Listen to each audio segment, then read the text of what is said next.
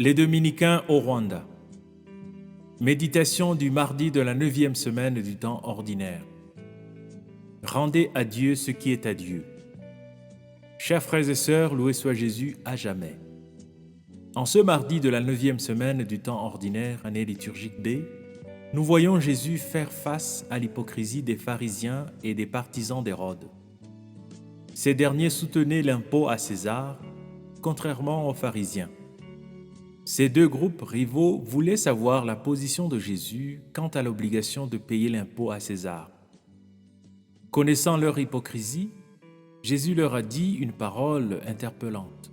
« Ce qui est à César, rendez-le à César, et à Dieu ce qui est à Dieu. » En parlant ainsi, Jésus invitait ses auditeurs à pratiquer la vertu de justice envers César et envers Dieu.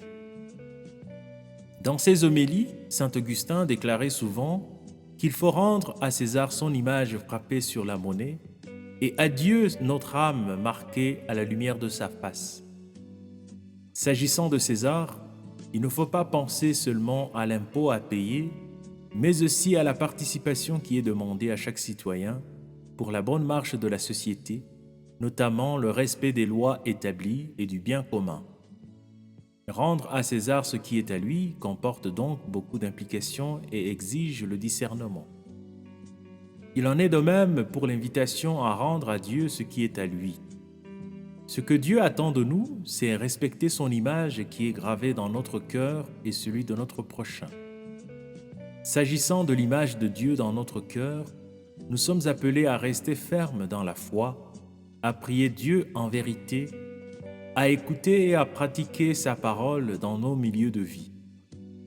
En ce qui concerne l'image de Dieu qui est dans le cœur de notre prochain, il s'agit d'un engagement presque similaire. Prier pour les autres, leur souhaiter du bien, interagir avec eux de manière constructive, etc. Tout cela demande aussi beaucoup de discernement. Prions. Seigneur Jésus, augmente en nous le don du discernement et du courage, afin que nous sachions ce que Dieu attend de nous en toutes circonstances. Toi qui vis et règnes pour les siècles des siècles. Amen.